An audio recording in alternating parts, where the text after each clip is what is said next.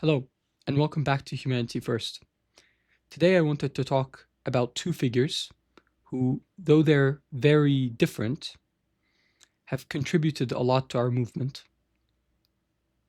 and will likely continue to contribute to the movement going forward.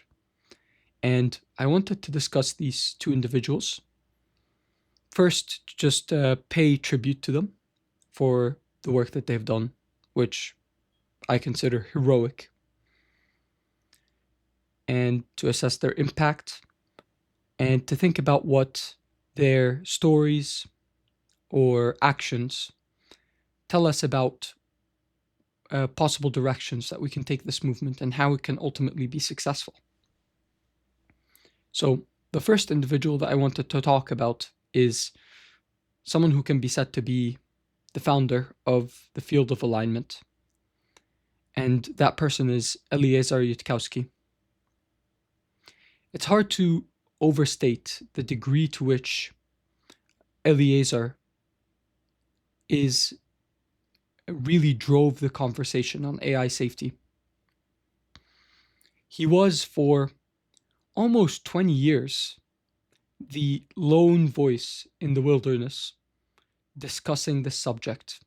Him and a small group of individuals, most of whom were directly inspired by Eliezer, were really the only people that were talking about the field of what has since been called alignment.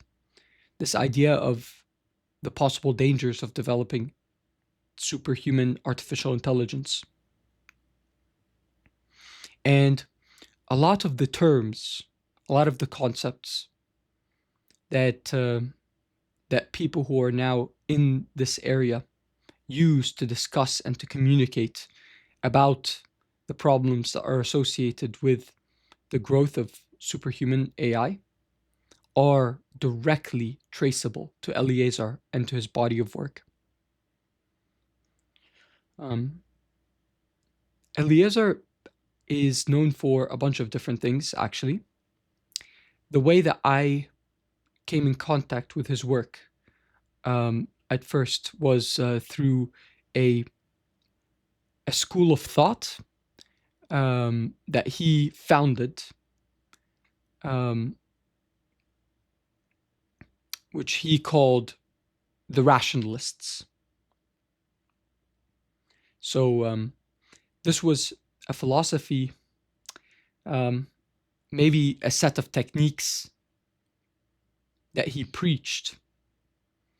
And the central tenets of this school of thought was that humans, our greatest weapon or tool is our minds, and that by applying reason, we can accomplish our goals in life.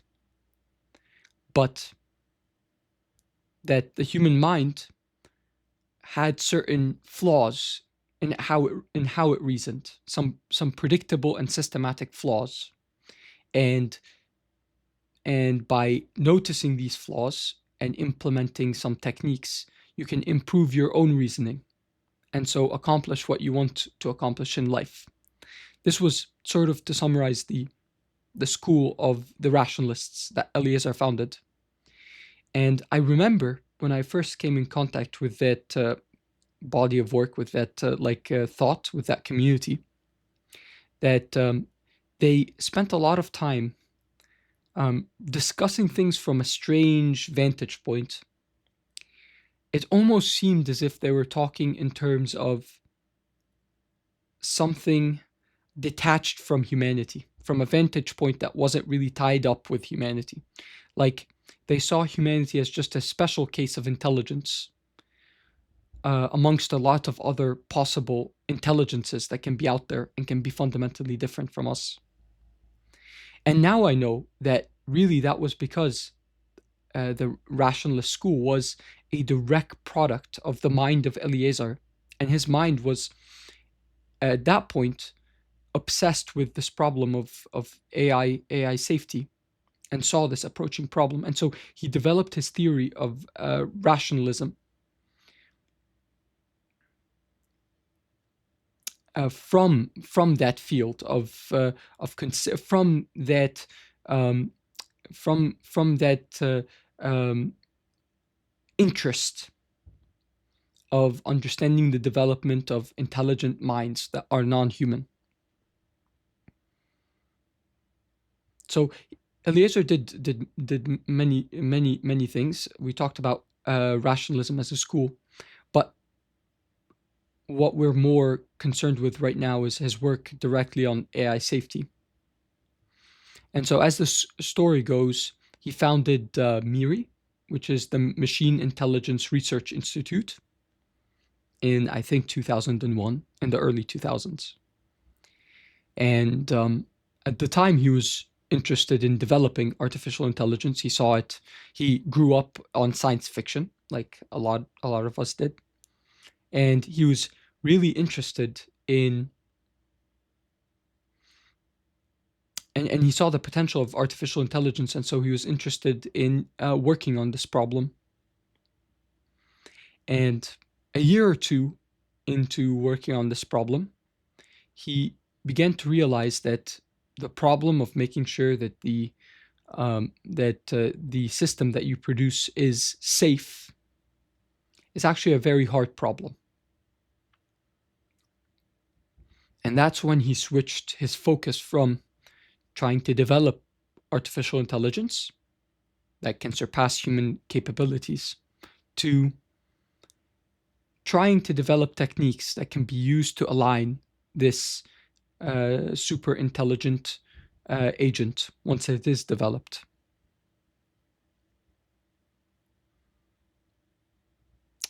And at some point along the road, and he worked in this direction, and MIRI was a research institute. So they had a handful of researchers that worked with them and others that they collaborated with. But it was a very small group. I think it was never more than like 1 to 2 dozen at most.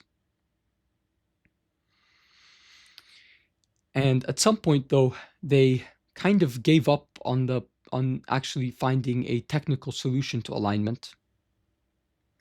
They found that they really struggled to get any traction from the public at large, and that even the traction that they did get, they struggled to convert that to anything meaningful that would advance the field, to make any meaningful discoveries or progress in solving the problem of aligning a superhuman agent.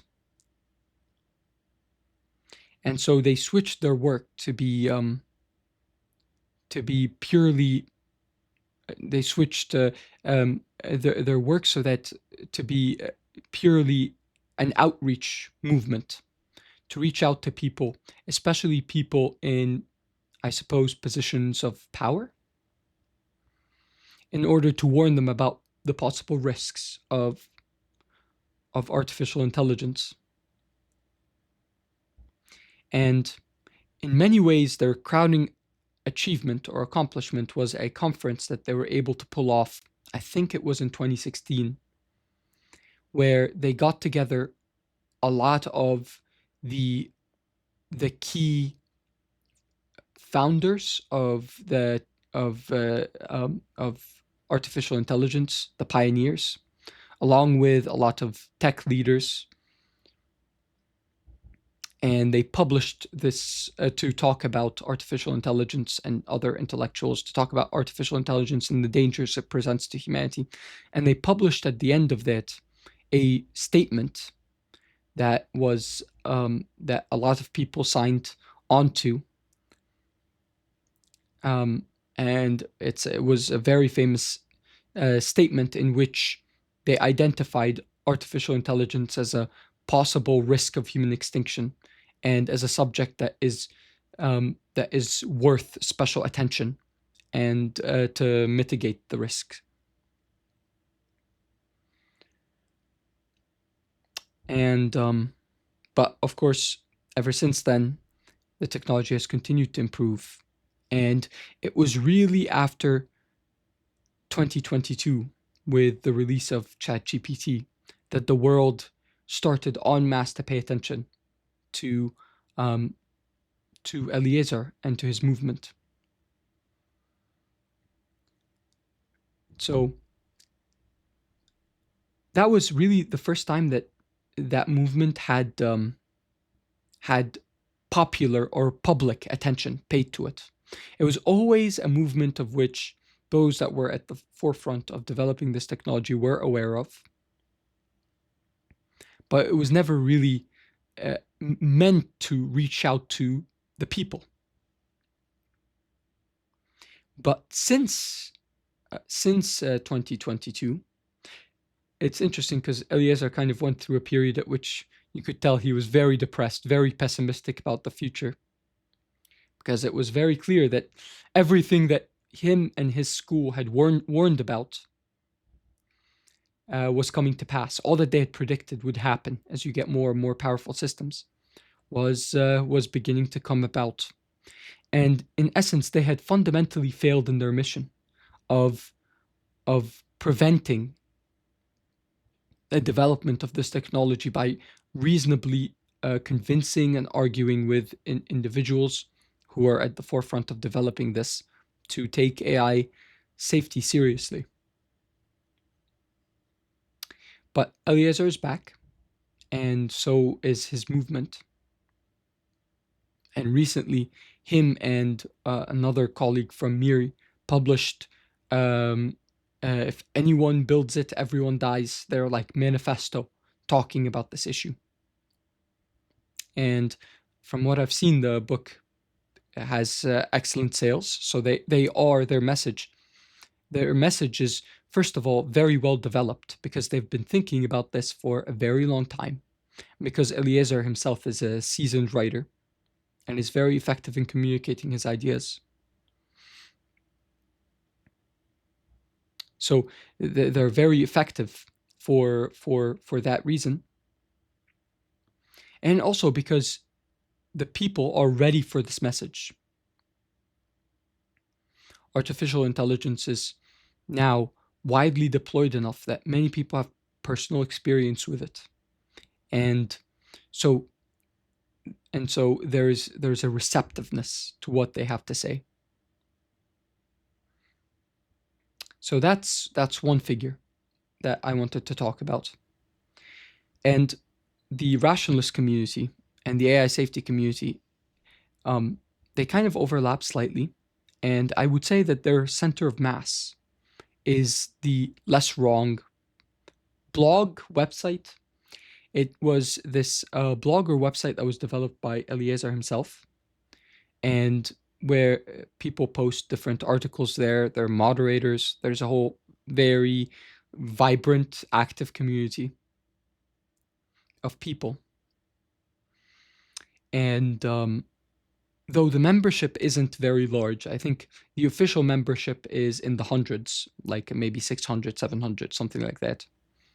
But they do have a lot of reach, and the Less Wrong blog generally gets a lot of activity. So that's one group, and Eliezer publishes there regularly, so you can kind of track what his thoughts are on different things. So that's one group that has really been active, and this is one individual that I wanted to talk about. The other person I really wanted to talk about is someone who jumped on this issue very recently. So Eliezer has been talking about this for 25 years. But this is a person who got onto this issue very recently, but I've been really impressed by how he has adopted this issue and has been talking about it publicly. And he's a politician, and it's Bernie Sanders. I will try to link in the description the Senate speech that Bernie gave talking about the risks of artificial intelligence, but I have to say that it is excellent, especially when you keep in mind that this is coming from a politician, and not only that, but a senior and established politician who's like I believe Bernie's like 82, 83 years old. So Bernie has really been exposed to this subject, likely through the influence of some of his staffers who have brought this to his attention. So kudos to them. And he has really taken up the mantle of tackling this headfirst, and of saying the things that really no other politician will say. Talking about the risks of possible human extinction from this technology, for example. So he hosted a big talk with Geoffrey Hinton that I thought was very interesting, where he obviously was there to listen to what the experts have to say about the subject of AI safety and human displacement in general, and has given some very powerful speeches in Congress and to the public at large on this exact subject. So both of those figures, very different, but I want to commend them both for what they have done. I think that they will go down in history if humanity survives this as heroes, as real champions of humanity. Eliezer, on the one hand, he founded this field because he foresaw, when no one else did, the danger on the horizon. And he persisted in this field for 20 years, I think 20 years in total, when no one else paid any attention to him. When people would laugh off his field completely. People thought he was wasting his time. He's a person of extraordinary potential, clearly, very intelligent person. And he could have pursued status, like many people would, or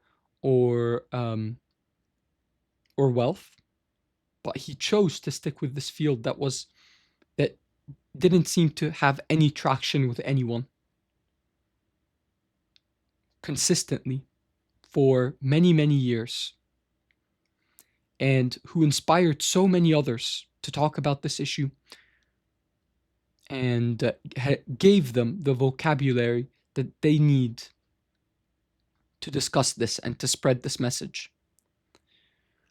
So thank you, Eliezer, for doing this, for founding this movement, and for continuing to talk about it all those years and to develop your ideas.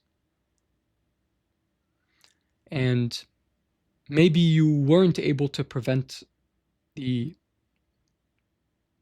development of this technology thus far, but you have accomplished something, which is that you have inspired me and inspired so many others also, who listened to your arguments and your ideas, and you convinced us by your clear reasoning and your powerful arguments and the validity of what you were saying and your accurate predictions also. And I think that if humanity does have a chance to survive this, it will be directly because of your efforts over all those years. So thank you very much. And also to Bernie Sanders, who, whatever you think of his politics, as a older gentleman who hadn't ever had this issue on his radar, had the perceptiveness, the wisdom to identify this as a critical issue and to bring it up publicly, even with the risk of being laughed at. That takes real courage to do. So thank you very much for talking about this issue. And I hope that you will continue to do this in the future. And now to wrap up, I wanted to talk about what are some lessons that we can learn from this. First of all, I don't think that it is a coincidence that Bernie Sanders was the politician who started to talk about this, and who was the first politician to really bring this up seriously. I think that this issue, as Eliezer also discovered, has a lot more traction with the public at large than it does with industry leaders. Even though this issue will affect everyone eventually, I think in the short term, it actually, for those that are leading the industry, their financial motivations are at odds with this movement.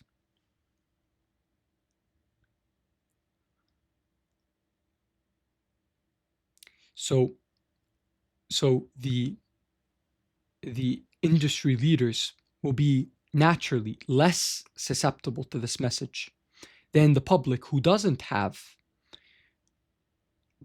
this balance between fear of this alien artificial mind that can present an existential risk to them, their families, humanity at large, and hundreds of billions of dollars.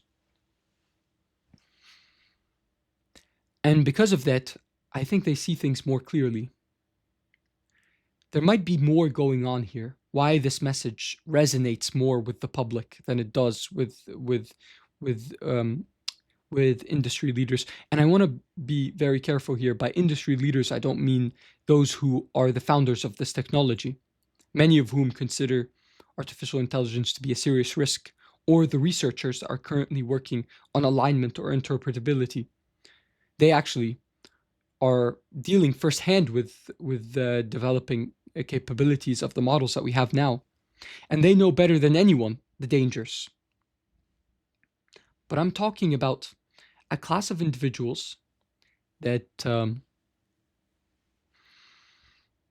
that are heavily invested in the companies that are driving the growth of this technology, and so have a financial motivation to continue development of this technology.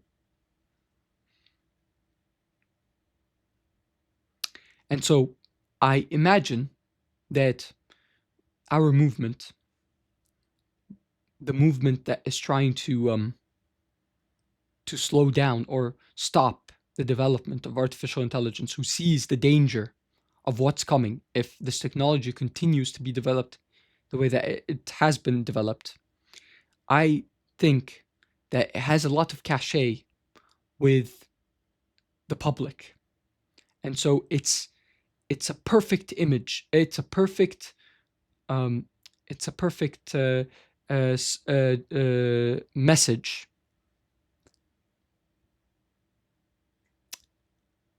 to it's a perfect message to be uttered by a populist, by someone who draws their political power from public support.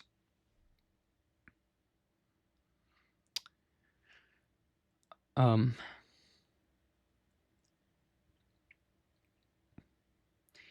finally, I want to say that with the figures of Eliezer Yudkowsky and Bernie Sanders, and those that are waking up to this issue, there is one problem on the horizon that I think we can begin to sew together a coherent political movement out of all these disparate elements in opposition to the development of a generalized robots. There are many companies now that are pushing to develop robots, humanoid robots that can assist in household chores, that can be trained with roughly the same techniques that are used to train large language models, and that can be deployed at scale in the world. the development of generalized robots that are mass-produced, it will present a serious defeat and a serious risk to humanity. Once this technology is developed, then in theory, machines can close the loop. You can now have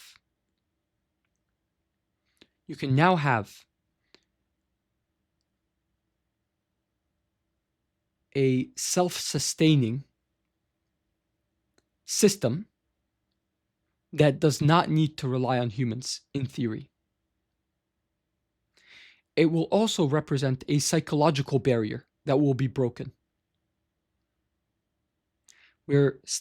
Models are becoming increasingly powerful, but there's still something that you interact with over a computer. It's a totally different experience to have things that can reach out into the real world and directly act on things. And because of that, I think that this issue, the issue of the development of generalized robots, can really be a galvanizing issue to rally around and resist. I have a lot more that I want to say about this particular issue. I want to say that it's not very straightforward. There's a lot of considerations that need to be taken into account here. This technology is being rolled out very gradually, and it's not entirely clear what is the optimal approach to take to resist this and when to begin resisting. But this is something on the horizon where the fragments of the isolated pockets that are beginning to grow, that see the dangers of artificial intelligence and seek to resist or slow down its development, can rally together and gain experience in political resistance. So thank you very much for listening. I think that we'll talk about a lot of different aspects of what we talked about today in the future, both about generalized robots, and I imagine that we'll talk more about our movement and populism, and about Eliezer Yudkowsky and his ideas. But I wanted to just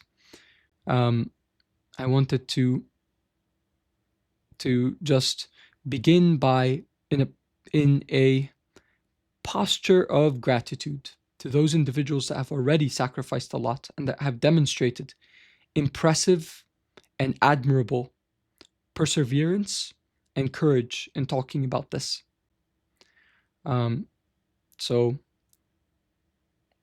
Yeah, that's pretty much it for me. Thank you very much for listening, and I'll talk to you guys later.